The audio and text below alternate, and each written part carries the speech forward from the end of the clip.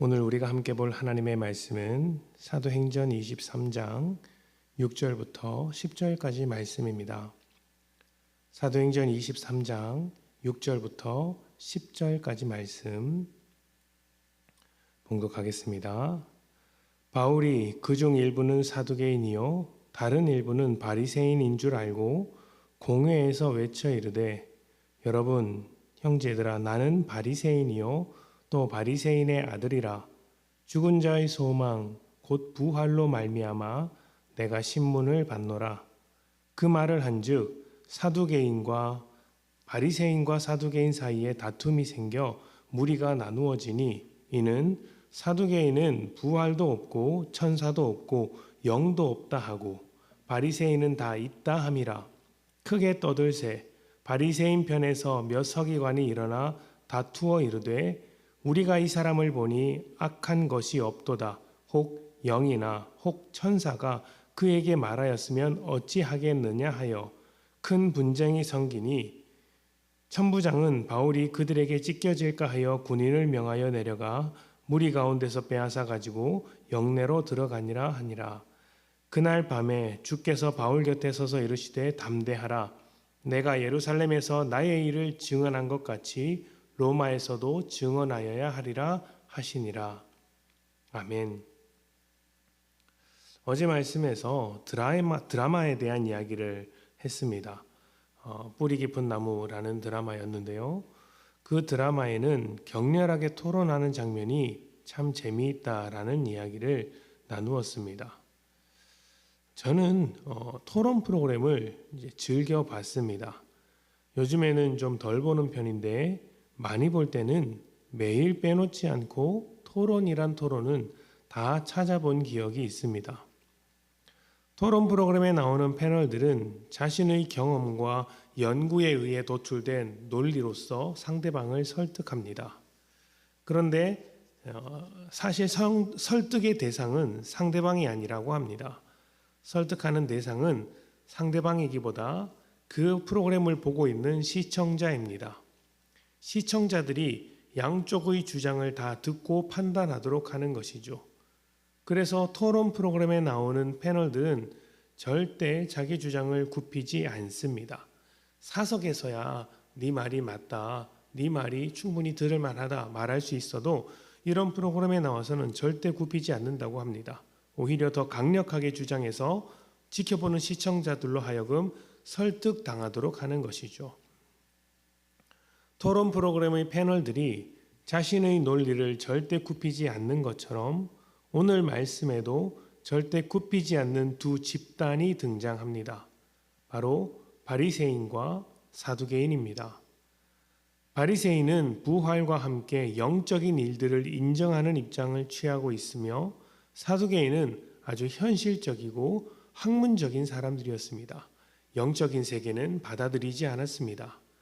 같은 유대인이면서도 아주 다른 생각과 주장을 가지고 있었던 것입니다. 천부장에 의해 목숨을 건진 바울이 공회에서 자신의 입장을 말할 기회를 얻게 되었습니다. 그리고 그 자리에 바리새인과 사두개인이 있습니다. 바울의 이야기를 듣기 위해 모인 자리였지만 사람들은 들을 생각이 없는 것 같습니다. 고투리를 잡아서 죽일 생각만 하고 있었던 것이죠. 여기서 조금이라도 실수하게 되면 영락없이 죽을 것입니다. 이렇게 심각한 상황 속에서 바울은 복음을 전하면서도 위기를 빠져나갈 지혜를 발휘합니다. 부활에 대한 이야기를 꺼내놓음으로 바리새인과 사두개인이 서로 충돌하도록 한 것입니다.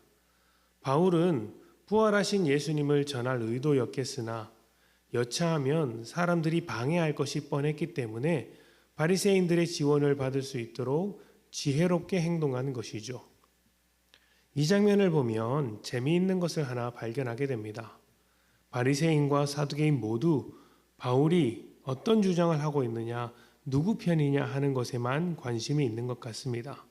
그가 정말 율법을 모독했는지 아니면 오해했는지 확인하는 데는 관심이 없고 누구의 일원이냐, 누구에게 소속되어 있느냐 하는 것에 더 주목하고 있는 것이죠. 그래서 바리새인은 자신들과 똑같은 주장을 하고 있는 바울을 보호했고 그렇지 않은 사두개인은 반대한 것입니다. 당파의 당리당략에 따라서 선택한 것이죠. 자기의 주장을 내세울 뿐 하나님에 대해선 별로 생각하지 않습니다. 그러나 바울은 달랐습니다. 그는 자신의 입장보다 복음을 소중하게 여겼습니다. 목숨을 보호하기 위해 자기를 변호할 수 있는 기회를 복음을 전하는 데 사용했습니다. 그리고 마지막 11절을 보면 바울은 또다시 주님의 부르심을 받고 로마로 갈 준비를 합니다. 바리새인과 사두개인이 자기 주장을 내세우기에 바빴던 반면 바울은 그 자리가 험한 자리라 할지라도 성령을 따라 하나님의 뜻과 생각을 따라 움직이려고 했던 것이죠. 우리는 지혜로워야 합니다. 지혜는 악한 세상을 살아가는데 반드시 필요한 것입니다. 그러나 여러분, 지혜로운 것만으로 끝나선 안 됩니다. 지혜로운 삶이 믿음 안에 있어야 합니다. 바울이 예수님의 증인으로서 지혜로웠던 것처럼 우리도 세상에서 지혜롭되 하나님의 자녀와 신분과 위치를 잊지 말아야 합니다. 하나님의 뜻과 생각을 따르면서 살아야 한다는 것이죠. 내 지혜를 가지고 살아가는 것이 아니라 내 지혜를 가지고 주님의 뜻대로 사는 것입니다. 예수님의 제자로 부름받은 우리가 살아가야 할 자리는 세상 속입니다. 이 악한 세상 속에서 주님의 빛을 전하기 위해 우리는 지혜로워야 하겠죠. 또한 믿음을 버리지 말아야 합니다. 수많은 주장들이 넘쳐나는 세상 속에서 수많은 이야기들이 넘쳐나는 세상 속에서 하나님께서 우리를 지키시며 지혜롭게 하실 것을 기대하고 믿음으로 살아가시기를 축복합니다. 함께 기도하겠습니다.